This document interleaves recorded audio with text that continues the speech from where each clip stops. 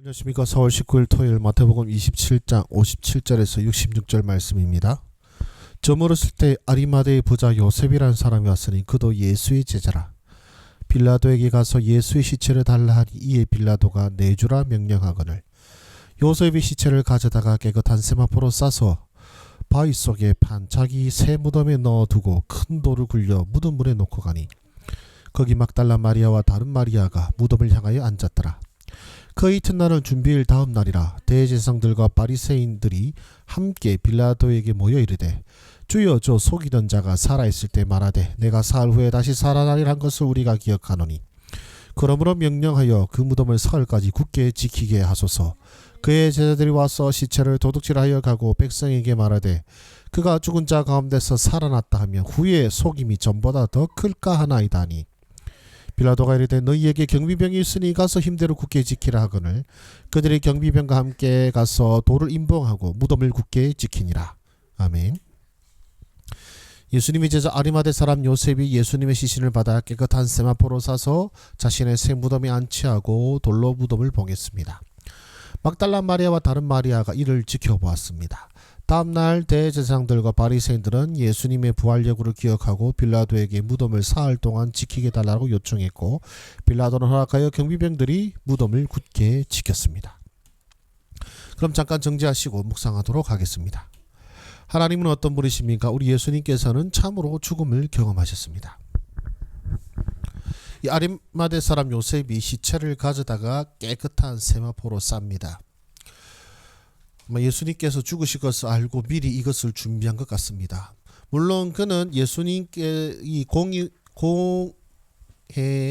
회원으로서 이 재판 가운데서 예수님이 죽으심을 반대하는 사람이었습니다만은 이제 다수가 하는 가운데 자신의 어떤 의견이나 이런 것들을 내뱉지를 못하였습니다.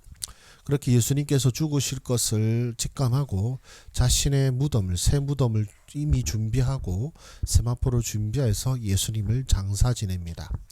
바로 그냥 예수님께서 살아나셨다가 아니라 정상적인 장례를 치르 이 모습을 통하여서 예수님께서 참으로 이 십자가에서 그 목숨을 잃으셨고 또한 실제로 그 죽음을 경험하셨음을 이 장례 절차를 통해서 우리에게 보여주고 있습니다.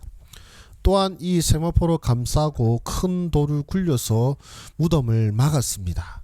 이제 누구도 여기에 들어갈 수도 없고 간섭할 수 없는 상황인 것이죠. 참으로 우리 주님께서는 죽음을 경험하셨습니다. 그리고 오늘 말씀은 나에게 무엇을 말씀하십니까? 예수께서 하신 말씀을 기억하는 것도 중요하지만 믿는 것이 더욱 중요합니다. 이 제사장들이 하는 얘기를 63절에 이렇게 말씀합니다. 주여, 저 속이던 자가 살아있을 때 말하되 내가 사흘 후에 다시 살아내리라 한 것을 우리가 기억하노니라고 합니다. 예수님께서 사흘 만에 부활하실 것을 말씀하신 것을 그들은 기억하고 있습니다. 그러나 그들은 그것을 믿는 것이 아니라 마치 그것을 빌미로 제자들이 음모를 꾸밀 것을 우려하고 있는 것을 우리에게 보여주고 있습니다.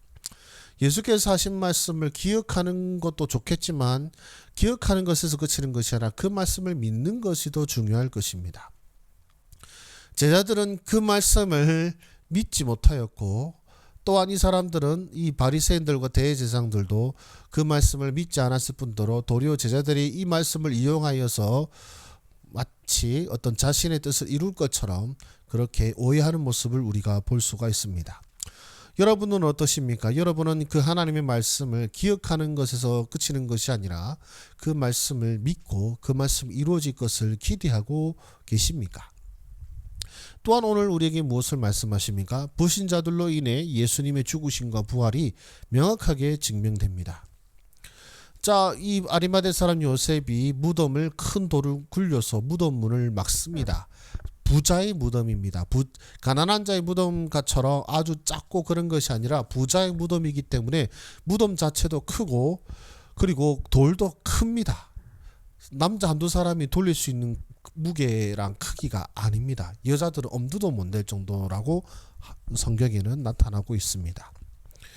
그리고 어떻습니까? 또 이 예수님의 말씀을 기억하지만 믿지 않는 이 대제사장과 바리새인들 때문에 빌라도가 어떤 명령을 내립니까? 경비병들로 하여금 지키게 합니다. 돌을 임봉하게 하고 경비병들이 지키기 때문에 제자들이 예수님의 시체를 탈취할 수가 없습니다.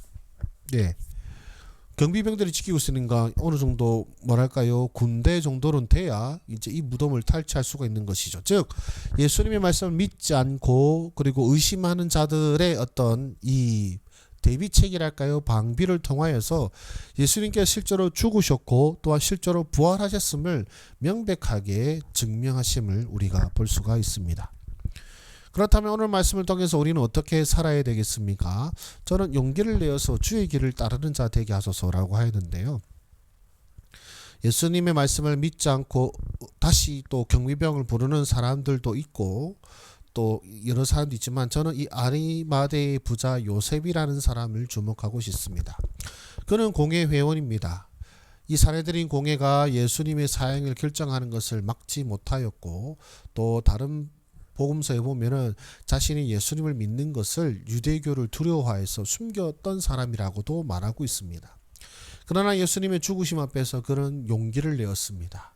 그래서 빌라도에게 시체를 내어달라고 하죠. 원래 십자가에 처형된 사람은 제대로 된 장사를 지내줘서는 안 됩니다. 그러나 빌라도도 예수님의 죽으심에 대해서 어떤 책임감을 느꼈기 때문에 그에게 시체를 내어준 것으로 보이고요. 또 이 아리마대의 부자 요셉이라는 사람이 이렇게 요청했기에 소위 말하면 어떤 직위가 되고 위치가 되는 사람이 그렇게 요청했기 때문에 이 총독인 빌라도가 예수님의 시신을 내어주었을 것입니다. 그는 처음에는 이 예수님을 어떤 변호하지 못했고 예수님을 지키지 못하였지만 그러나 예수님의 죽으심 앞에서 결국에는 용기를 내었습니다. 우리의 삶도 그런 것 같습니다. 어떤 때는 정말 그 현장 앞에서는 용기를 내지 못하고 두려워서 숨을 때도 있습니다. 그러나 나중에는 우리가 용기를 내서 뉘우치고 용기를 내고 나아가야 되겠죠. 그래서 저는 이렇게 하였습니다. 용기를 내어 주의 길을 따르는 자 되게 하여 주시옵소서. 지금 제가 올바른 길을 가고 있는지 예수님을 따르는지 확신하지는 못하겠습니다. 참 어리석은 말인고 또 목사로서는 부끄러운 말인 것 같습니다. 그러나 정말로 주님의 때에 주님의 날에 정말로 용기를 내어서 주님의 길을 따르도록 너무 주님의 길을 따르는 것이 늦지 않도록 마음과 생각을 주장하여 주시기를 바라고 소망할 뿐입니다. 기도하겠습니다. 주님께서 죽으시고 장사 지내는 이 모습을 통하여서 예수님을 믿지 않는 자들과 그리고 그런 방해들 또 용기를 낸 사람의 모습들 여러 가지 모습을 보게 됩니다. 그러나 결국 이것이 예수께서 진실로 죽으셨고 또한 진실로 부활하셨음을 증거하는 말씀이 되는 것을 깨닫게 되며 또한 내 삶 가운데도 이런 은혜가 함께 하시기를 원합니다. 아리마대 사람 요셉과 같이 어쩌면 겁을 먹거나 어떨 때는 타협할 때도 있었겠지만 그러나 마지막에는 용기를 내어 주의 길을 따르는 자가 되게 하여 주시옵시고 그저 말씀을 기억하는 것에서 그치는 자가 아니라 그 말씀을 믿는 자로서 나아가는 복된 믿음의 사람 되게 하여 주시옵소서. 예수님의 이름으로 기도드립니다. 아멘. 감사합니다.